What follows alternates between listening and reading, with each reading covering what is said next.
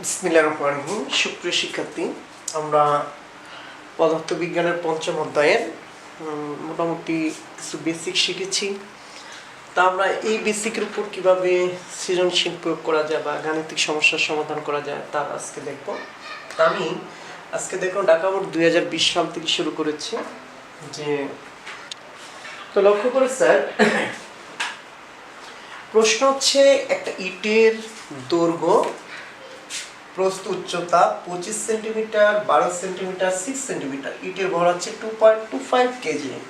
ওকে, তাহলে আমাকে বের করতে হবে, দেখো, যে ভূপৃষ্ঠের উপর ইটের সর্বোচ্চ চাপ নির্ণয় করো। ভূপৃষ্ঠের উপর ইটের সর্বোচ্চ চাপ নির্ণয় করো। ওকে, তাহলে দৈর্ঘ্য এ দেখো 25 সেন্টিমিটার, 100 দিয়ে ভাগ করেছি 0.25, তাহলে মিটার হয়ে গেছে। আমাদের মনে রাখতে হবে যে আমরা যখন গাণিতিক সমস্যার সমাধান করব তখন অবশ্যই মাস্ট বি একদম মনে রাখতে হবে এসআই একক নিয়ে সমাধান করতে হবে। তো আমরা জানি যে সেন্টিমিটার থেকে যদি মিটার নিই তাহলে আমরা 100 দিয়ে কী করবো, ভাগ করবো। Okay fine. যেমন বি প্রস্থ 12 সেন্টিমিটার, 100 দিয়ে ভাগ করলে আসে 0.12 মিটার। উচ্চতা সি 6 সেন্টিমিটার, 100 দিয়ে ভাগ করো 0.063 মিটার। ওকে স্যার, তাহলে দেখো এবি দ্বারা একটা তল, এই তলের ক্ষেত্রফল, তাই না? আবার দেখো এই যে বিসি দ্বারা একটা তল, এই তলের ক্ষেত্রফল। তারপর কি স্যার, এ আর সি দ্বারা একটা তল, এই যে এ আর সি দ্বারা যে তলটি দেখো, এই তলটির ক্ষেত্রফল। তিনটি তলের ক্ষেত্রফল আমরা দেখি। তাহলে তল এবি দ্বারা তার ক্ষেত্রফল ইনটু বি, এর মান হচ্ছে 0.025 মিটার ইনটু 0.25। তাহলে আসো ক্যালকুলেটর গুণ করি।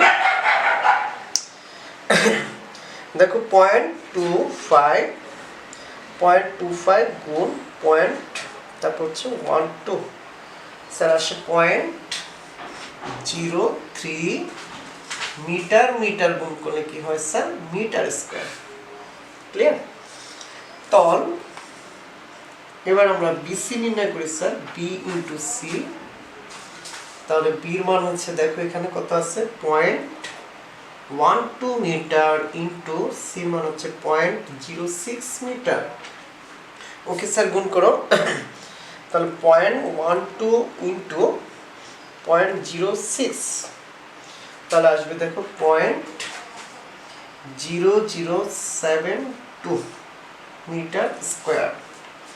তারপর হচ্ছে স্যার তল সি এ, সি ইন্টু এ, সি মান হচ্ছে 0.06 ইন্টু এর মান হচ্ছে 0.25 মিটার। মিটার মিটার স্কোয়ার, দেখো আমরা যদি গুণ করি 0.06 ইন্টু 0.25 ইকুয়াল আসে sir 0.015 metre square.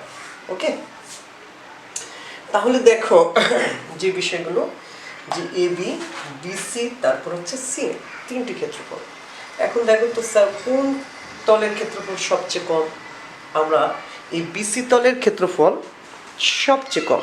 Okay fine. দেখো বিসি তলের ক্ষেত্রফল আমরা দেখতেছি, বিসি তলের ক্ষেত্রফল হচ্ছে কি স্যার, সবচেয়ে কম। তো কে ফাইন, তাহলে আমরা জানি যে চাপ, দেখো পি সমান সমান হচ্ছে এফ বাই এ।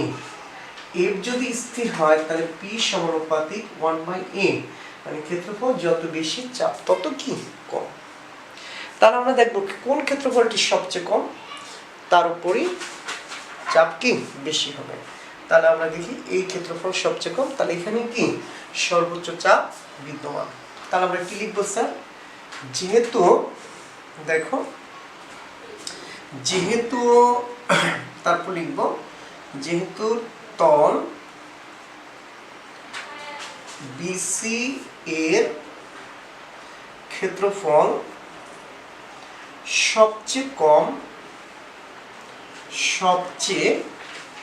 কম, তাহলে তল এ বিসি কর্তৃক ভূপৃষ্ঠের উপর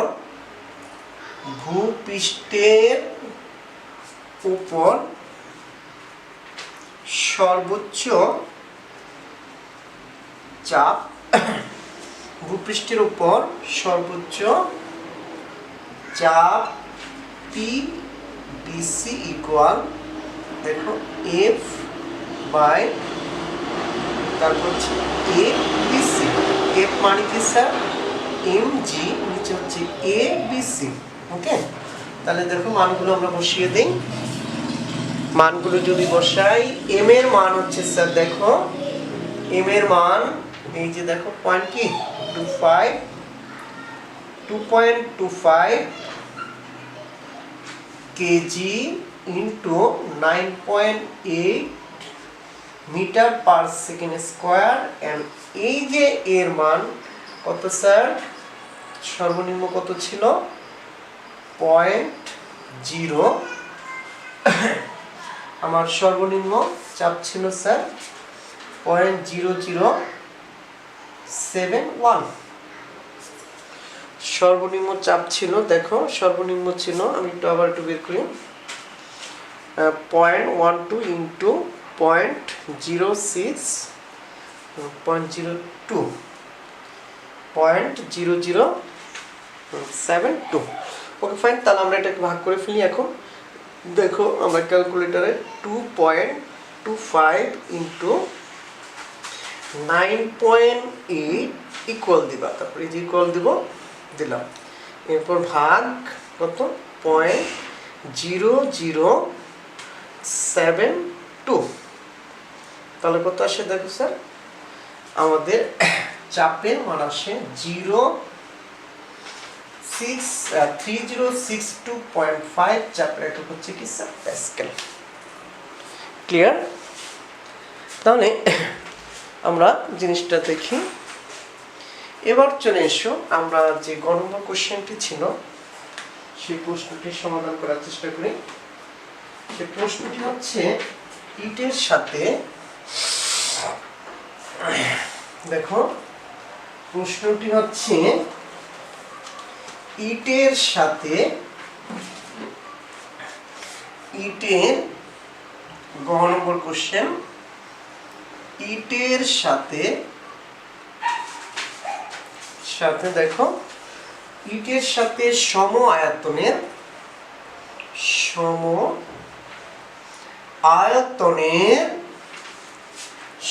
আয়তনের এবং 400 কেজি পার মিটার কিউব ঘনত্বের একটি কাঠের টুকরা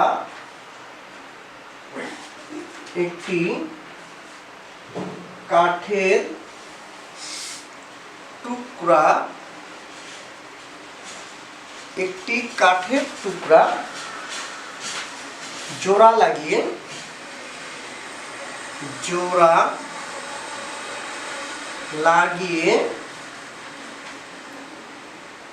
পানিতে ছেড়ে দিলে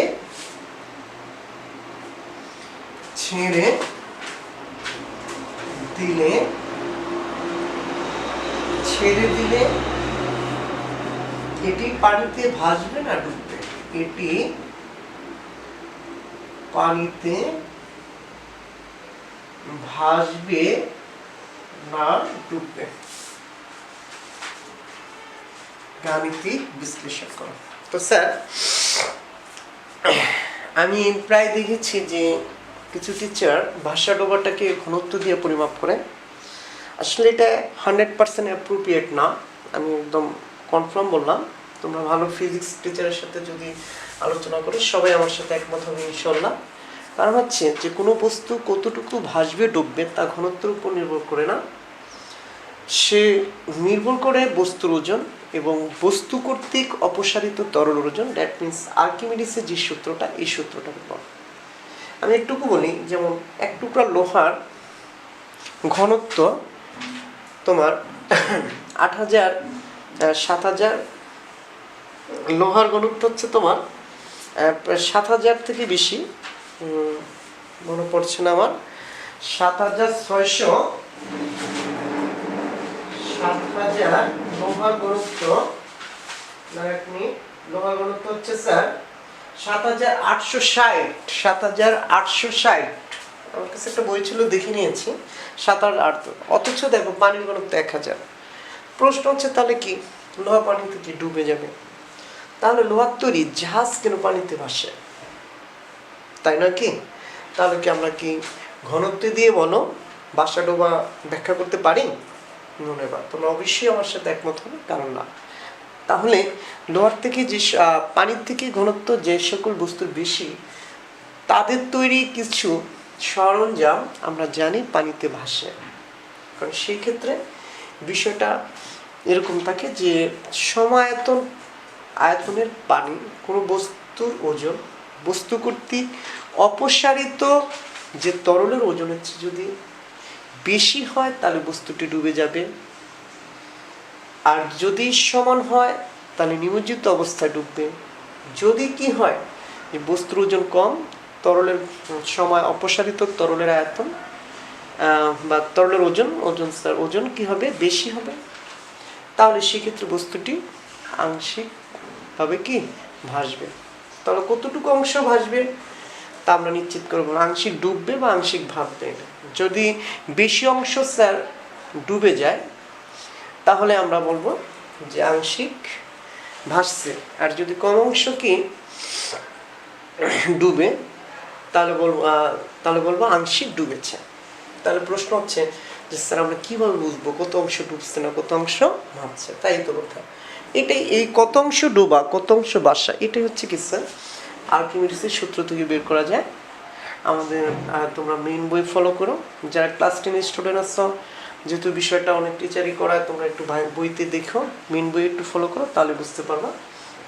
তাহলে দেখো, যাই হোক, তাহলে আমরা বিষয়টাকে কিভাবে প্রমাণ করব? আর্কিমিডিসের সূত্র দ্বারা বস্তুর ওজন বের করব, বস্তু কর্তৃক অপসারিত তরল ওজন বের করব, সেখান থেকে আমরা দেখব আসলে কত অংশ সে ডুবছে। আসো, আমি যদি যখন অঙ্কটা বুঝাবো তখন তোমরা আরো ক্লিয়ার হবা। ওকে, ফাইন। তাহলে কেমন চলে এসো, প্রশ্নটা আমরা সমাধান করি। তাহলে আমি প্রথম ধরো বস্তুর ওজন বের করবো। বাসাটা আবার শর্ত হচ্ছে কি, বস্তুর ওজন বস্তু কর্তৃক অপসারিত তরল ওজন, দ্যাট মিনস প্লবতা, পানির ঊর্ধ্বমুখী বল। তাহলে আমরা গ নম্বর সমাধান করি, বস্তুর ওজন বের করি। ইট সহ কাঠের ওজন, দেখো তাহলে আমরা বস্তুর ওজন পাইলাম। এটাকে আমি ডব্লিউ দ্বারা প্রকাশ করছি। তাহলে ইটের ওজন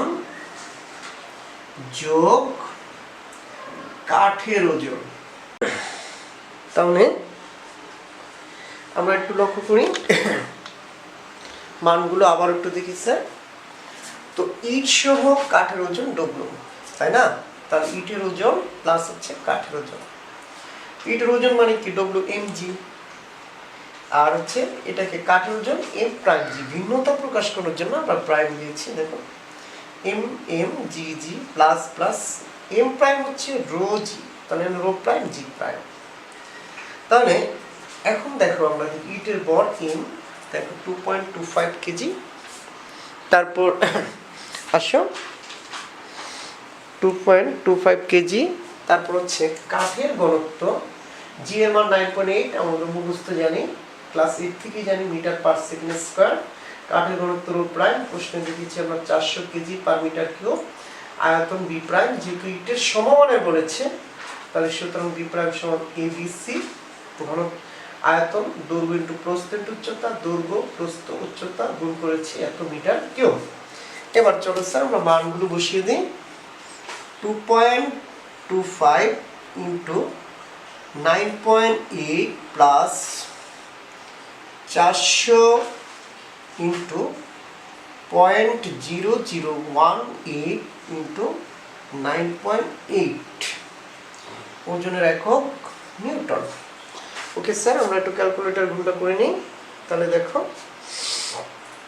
ইন্টু 9.8, তারপর আবার আসো 2.25 into 9.8 plus 400 into 0.0018 into 9.8 equal চাপ দেয়, তাহলে আমাদের আসে দেখো 29.106 এত Newton. That means it show কাঠের ওজন হচ্ছে 29.10 নিউটন। ব্যাস, এবার আমরা কি বের করব? এই অপসারিত তরলের ওজন, দ্যাট মিনস ঊর্ধ্বমুখী বল, প্লবতা। প্লবতাটা আমরা নির্ণয় করব। তাহলে দেখব অপসারিত তরলের ওজন হচ্ছে ঊর্ধ্বমুখী তরল একই সমান কোন বস্তু কর্তৃক অপসারিত তরলের ওজন যাহা বস্তুর উপর ঊর্ধ্বমুখী বল তাহা। আর্কিমিডিসের সূত্র। তাহলে আমরা এবার কি লিখব স্যার? এবার লিখব বস্তুর উপর তরলের ঊর্ধ্বমুখী বল, দ্যাট মিনস অপসারিত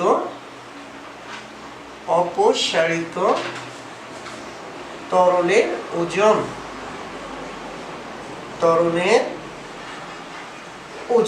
ওকে। তাহলে অপসারিত তরলের ওজন কি স্যার? বি হলো জি। এখানে দেখো আমি যেহেতু আগে বি প্রাইম ব্যবহার করছি, বি মানে বস্তুর আয়তন, রো মানে তরলের ঘনত্ব, জি মানে 9.8। তাহলে আমরা এখানে লিখি বি, আয়তন তো আসছে, এটা আমরা লিখবো রো, পানির ঘনত্ব। এটা একটু ডান পাশে লিখে রাখি, পানির ঘনত্ব রো সমান কত sir? 1000 KG per metre cube. Okay, তাহলে কত আয়তন? কত?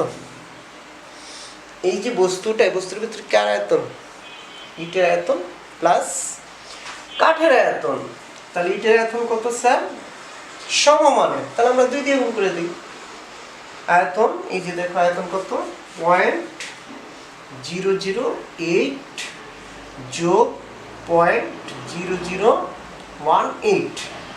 এই হচ্ছে স্যার ইট, এই হচ্ছে কি কাঠ, কিন্তু 1000 ইন্টু কি 9.8। টোটালটাকে সেকেন্ড ব্র্যাকেট দিয়ে আমরা এখানে লিখি ওজনের একক কি? নিউটন। তাহলে আসো আমরা এখন এটাকে যোগ করি। দেখো 2 দিয়ে গুণ করলেও হবে, 2 ইন্টু 0.001 ইন্টু 1000 ইন্টু 9.8।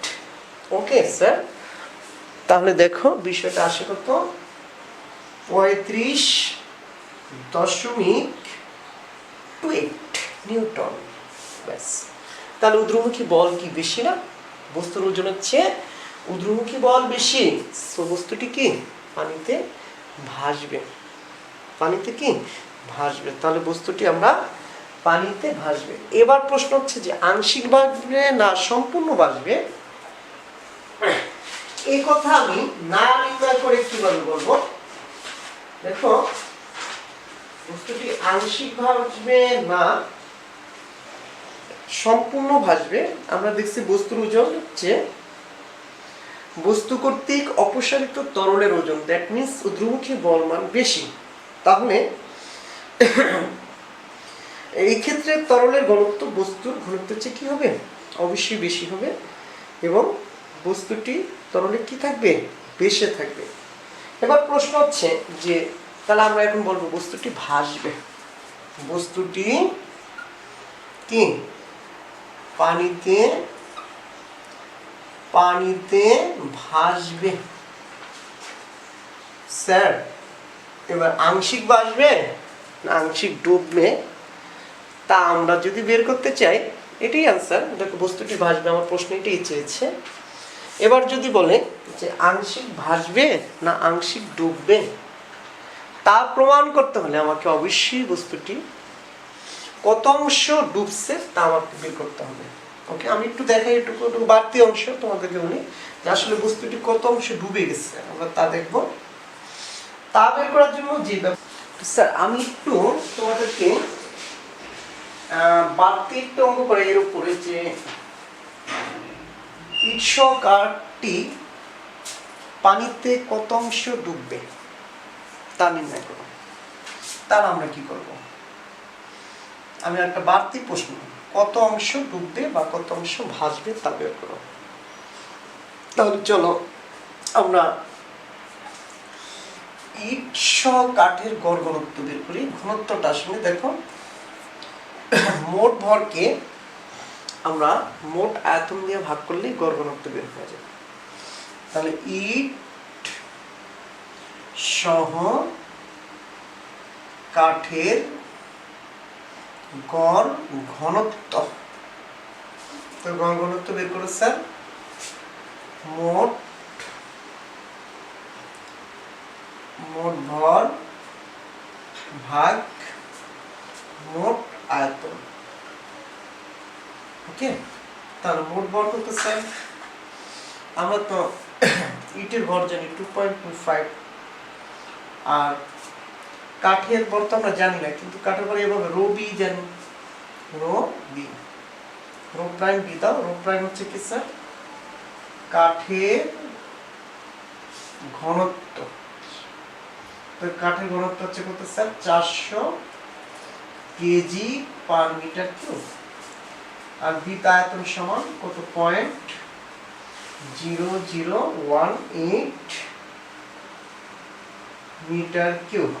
তাহলে আসো, আর মোট আয়তন আমরা দেখি, কাঠের আয়তন হচ্ছে 0.0018 আর হচ্ছে 0.001, সমমানের ইট কাঠ দুটোই কি সমমানের।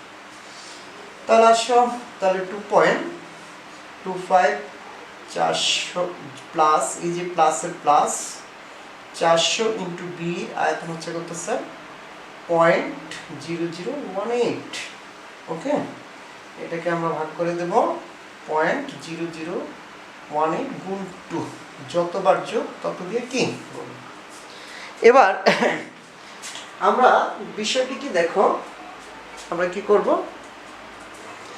এখন যে কাজটা করি আমরা যোগ করে দিই 2.25 যোগ 400, যে আমি ক্যালকুলেটর, আমরা অনেকেই ক্যালকুলেটর চাপতে পারি না, দেখো 0.0018 ইকুয়াল, ভাগ ব্র্যাকেট দিতে হবে অবশ্যই, দেখো 0.0018 ইন্টু 2।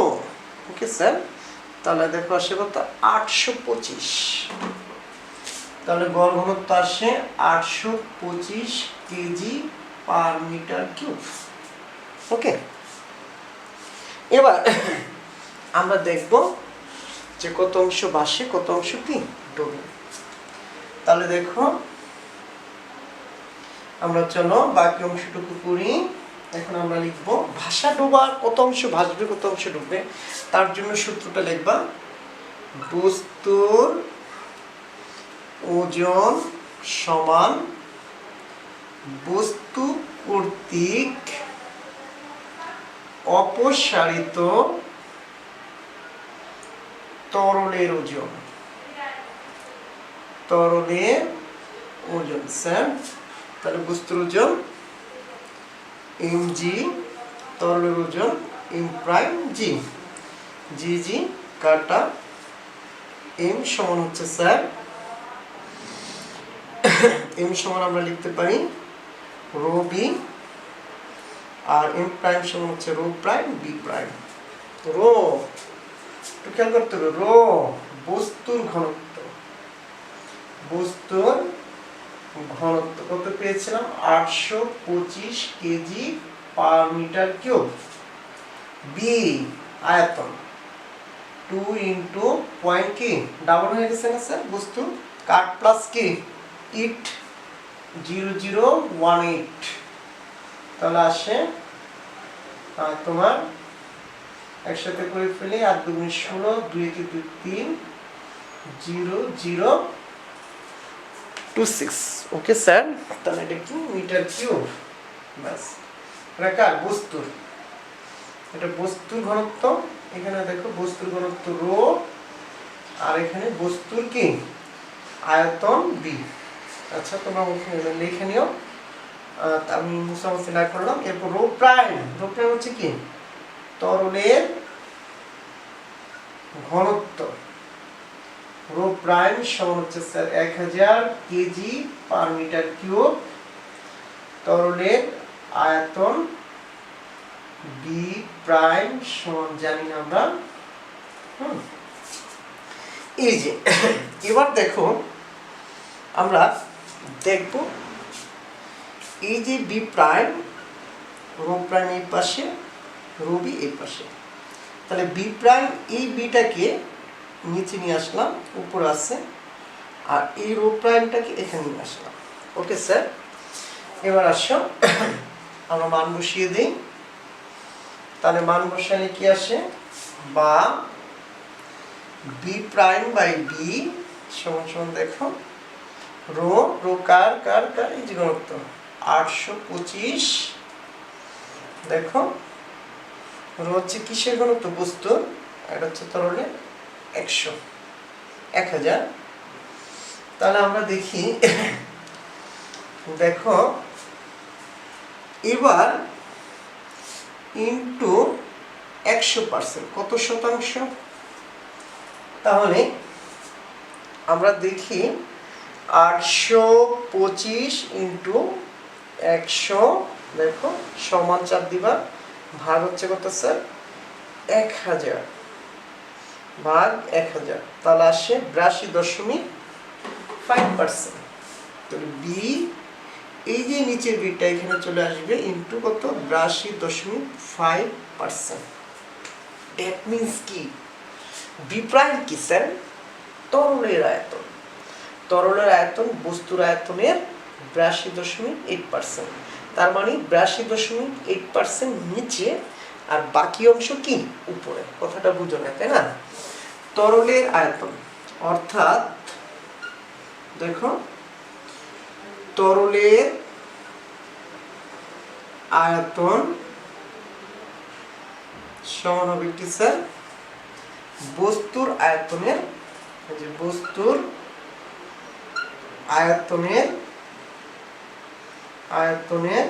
কত পার্সেন্ট 82.5%। তাহলে বস্তুর আয়তনের 82.5%।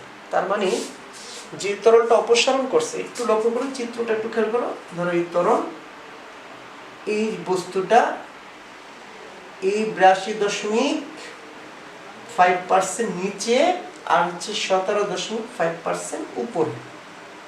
খেয়াল করো, কারণ কি যে বস্তুর তরলের আয়তন কত, বস্তুর আয়তনের 82.5%। তাহলে বস্তুর যে টোটাল আয়তন তার থেকে 82.5% হচ্ছে কি নিচে আছে, আর উপরে আছে কত এই 17.5% উপরে। তরলের আয়তন যতটুকু ততটুকু পানি নিচে থাকবে। তার মানে বস্তুটা কি আংশিক ভাসবে। ক্লিয়ার? এবার আমরা বলতে পারি সুতরাং বস্তুটি আংশিক ভাসবে। সুতরাং বস্তুটি আংশিক ভাসবে। এই হচ্ছে আংশিক ভাষা আর আংশিক ডোবার কাহিনী। ওকে স্যার, তোমরা প্রশ্ন